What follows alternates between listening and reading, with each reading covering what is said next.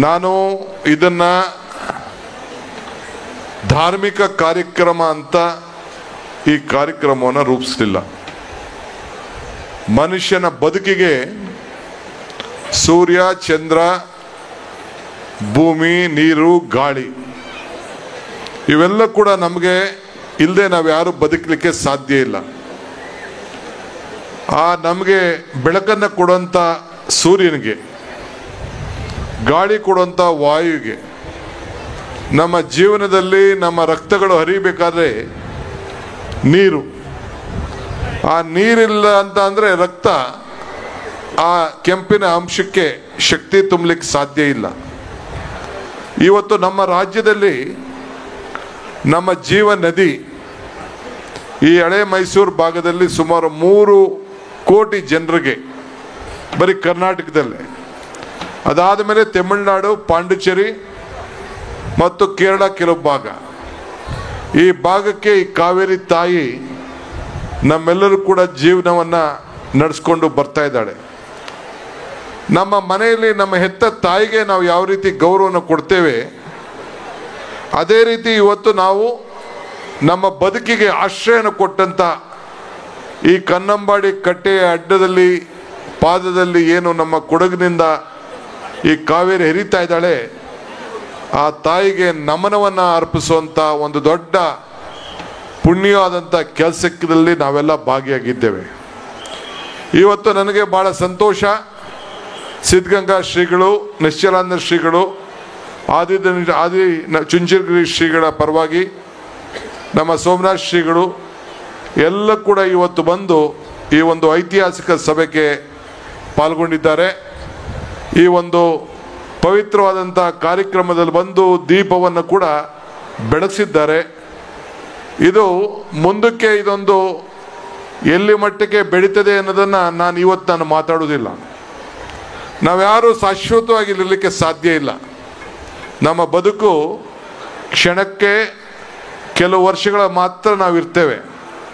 ಆದರೆ ಇವತ್ತು ನಾವು ಹೆಂಗೆ ಕೃಷ್ಣರಾಜ ಒಡೆಯರ್ನ ನೆನೆಸ್ಕೊಳ್ತೇವೆ, ವಿಶ್ವೇಶ್ವರ ನೆನೆಸ್ಕೊಳ್ತೇವೆ, ಆ ರೀತಿ ನಾವು ಹಾಕ್ಕೊಟ್ಟಂಥ ಒಂದು ಅಡಿಪಾಯ ಮುಂದಿನ ಪೀಳಿಗೆ ಇದನ್ನು ಉಳಿಸ್ಕೊಂಡು ಹೋಗ್ತಾರೆ ಅನ್ನೋ ದೃಷ್ಟಿಯಿಂದ ಈ ಶುಭವಾರ ಶುಭಗಳಿಗೆ ಈ ತಾಯಿ ಚಾಮುಂಡೇಶ್ವರಿಯ ಸನ್ನಿಧಿಯಲ್ಲಿ ಇವತ್ತು ಕಾವೇರಿಯ ಪೂಜೆಯನ್ನು ನಾವೆಲ್ಲ ಹಮ್ಮಿಕೊಂಡಿದ್ದೇವೆ. ನಮ್ಮ ಕಣ್ಣಿಗೆ ಇವತ್ತು ಭಾಳ ಹಬ್ಬ ಕಾಣ್ತಾ ಇದೆ, ಮನಸ್ಸಿಗೆ ನೆಮ್ಮದಿ ಬರ್ತಾ ಇದೆ. ಕಾವೇರಿಗೆ ಗೌರವವನ್ನು ಕೊಟ್ಟು ನಾಡಿನ ಜನತೆಗೆ ಆಶೀರ್ವಾದವನ್ನು, ಧನ್ಯವಾದವನ್ನು ಅರ್ಪಿಸಲಿಕ್ಕೆ ನಾವೆಲ್ಲ ಇಲ್ಲಿ ಇದ್ದೇವೆ. ಕಾವೇರಿ ಕನ್ನಡಿಗರ ಭಾಗ್ಯ ದೇವತೆ. ಇವತ್ತು ನಮ್ಮ ರೈತರ ಜೀವದಾನ. ನಾನು ಇದನ್ನು ಭಾಳ ದೊಡ್ಡ ಮಟ್ಟದಲ್ಲಿ ಈ ಕಾರ್ಯಕ್ರಮವನ್ನು ರೂಪಿಸಿದ್ದೆ. ಇಲ್ಲಿ ಒಂದು ದೊಡ್ಡ ಸ್ಟೇಡಿಯಂ ರೀತಿಯನ್ನು ಕಟ್ಟಿ ಪ್ರತಿ ದಿನ ವಾರಕ್ಕೆ 3 ದಿನ ಕನಿಷ್ಠ 10,000 ಜನ ಬೆಂಗಳೂರಿನಿಂದ, ರಾಜ್ಯದ ವಿವಿಧ ಮೂಲೆಯಿಂದ, ತಮಿಳುನಾಡು, ಪಾಂಡಿಚೇರಿ, ಕೇರಳ ಮತ್ತು ನಮ್ಮ ಕರ್ನಾಟಕದಿಂದ ಎಲ್ಲರೂ ಬಂದು ನೋಡಿ ಆ ಸುಂದರವಾದಂಥ ಆರತಿಯನ್ನು, ಆ ದೃಶ್ಯವನ್ನು, ಕಾರ್ಯಕ್ರಮವನ್ನು ಭಾಳ ಸಂತೋಷವನ್ನು ಪಡಿಸ್ಬೇಕು ಅಂತೇಳಿ ರೂಪಿಸಿದ್ದೆ. ಅನೇಕ ತೊಂದರೆಗಳಿಂದ ಇದನ್ನು ನಾವು ಭೂಮಿ ಪೂಜೆ ಮಾಡಿ ಆ ಒಂದು ದೊಡ್ಡ ಕಾರ್ಯಕ್ರಮವನ್ನು ನಡೆಸಲಿಕ್ಕಾಗಲಿಲ್ಲ. ಆದರೆ ಸಾಂಕೇತಿಕವಾಗಿ ಇದನ್ನು ಕಾರ್ಯಕ್ರಮವನ್ನು ಪ್ರಾರಂಭ ಮಾಡಬೇಕು ಅಂತೇಳಿ ಇವತ್ತು ಇದಕ್ಕೆ ಒಂದು ಹೊಸ ರೂಪವನ್ನು ಕೊಟ್ಟಿದ್ದೇವೆ. ನಮ್ಮ ಧಾರ್ಮಿಕ ದತ್ತಿ ಇಲಾಖೆ ಇವತ್ತು ನಮ್ಮ ಏನು ರಾಮಲಿಂಗಾರೆಡ್ಡಿಯವರು ಮತ್ತು ನಮ್ಮ ಕನ್ನಡ ಸಂಸ್ಕೃತಿ ಇಲಾಖೆ ನಮ್ಮ ಶಿವರಾಜ್ ಚಂಗಡಿಯವರು, ಅವರ ಅಧಿಕಾರಿಗಳು, ವೆಂಕಟೇಶ್ ಅವರು ಕೂಡ ವೇದಿಕೆಯಲ್ಲಿದ್ದಾರೆ. ಅವರು ಕೂಡ ಇದರಲ್ಲಿ ಬಂದು ಎಲ್ಲ ಒಂದು ಶಾಸ್ತ್ರೋಕ್ತವಾಗಿ ಆಗಮ ಶಾಸ್ತ್ರದ ಪ್ರಕಾರ ಆ ಕಾರ್ಯಕ್ರಮವನ್ನು ನಡೆಸ್ಕೊಂಡು ಇವತ್ತು ಭಾಳ ವಜ್ರಮಣಿಯಿಂದ ಈ ಕಾರ್ಯಕ್ರಮ ಕೂಡ ಇವತ್ತು ನಡೀತಾ ಇದೆ. ಸೊ ಅದರಿಂದ ನಾನು ರಾಮ್ ಪ್ರಸಾದ್ ಅವ್ರನ್ನ ಇದಕ್ಕೆ ಯಾಕೆ ಈ ಜವಾಬ್ದಾರಿಯನ್ನು ವಹಿಸಿದ್ದೇನೆ ಅಂದರೆ, ನಾಡಿನ ಬೆಂಗಳೂರಿನ ಮಹಾಜನತೆಗೆ ಕುಡಿಯೋ ನೀರಂಥ ಕೆಲಸವನ್ನು ಮಾಡ್ತಾ ಇದ್ದಾರೆ. ಅವರು ಹಿಂದೆ ಬಳ್ಳಾರಿ ಜಿಲ್ಲಾ ಅಧಿಕಾರಿಗಳಾಗಿದ್ದಾಗ ತುಂಗ ಆರತಿಯ ಕಾರ್ಯಕ್ರಮವನ್ನು ನೆರವೇರಿಸಿದ್ರು. ಅಲ್ಲಿ ಹೋಗಿ ನಾನು ಭಾಗವಹಿಸಿದ್ದೆ. ಅದನ್ನು ನೋಡಿ ಭಾಳ ಅಚ್ಚುಕಟ್ಟಾಗಿ ಮಾಡ್ತಾರೆ ಅನ್ನೋ ದೃಷ್ಟಿಯಿಂದ ಅವ್ರ ಮೇಲೆ ನಂಬಿಕೆಯನ್ನು ಇಟ್ಟು ಅವರ ಮುಖಂಡತ್ವದಲ್ಲಿ ಈ ಕಾರ್ಯಕ್ರಮವನ್ನು ನಡೆಸ್ತಾ ಇದ್ದೇವೆ.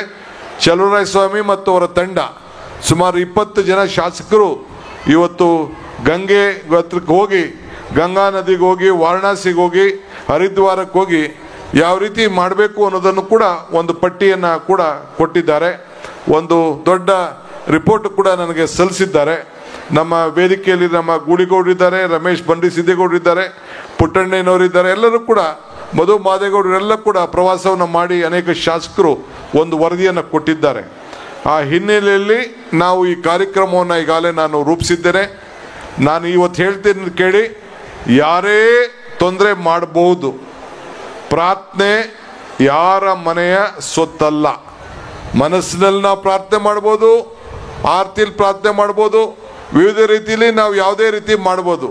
ನಾನು ಯಾವಾಗಲೂ ಒಂದು ಮಾತು ಹೇಳ್ತಾ ಇರ್ತೀನಿ, ಧರ್ಮ ಯಾವುದಾದರೂ ತತ್ವ ಒಂದೇ, ನಾಮ ನೂರಾದರೂ ದೈವ ಒಂದೇ, ಪೂಜೆ ಯಾವುದಾದರೂ ಭಕ್ತಿ ಒಂದೇ, ಕರ್ಮ ಹಲವಾದರೂ ನಿಷ್ಠೆ ಒಂದೇ, ದೇವನೊಬ್ಬ ನಾಮ ಹಲವು ಅಂತೇಳಿ ನಾವು ವಿವಿಧ ರೀತಿಯಲ್ಲಿ ನಾವು ಇವತ್ತು ನಮ್ಮ ಪೂಜೆಗಳನ್ನು ನಮ್ಮದೇ ಆದಂಥ ಒಂದು ಪದ್ಧತಿಯಲ್ಲಿ ನಾವು ಮಾಡಿಕೊಂಡು ನಾವು ಬರ್ತಾ ಇದ್ದೇವೆ.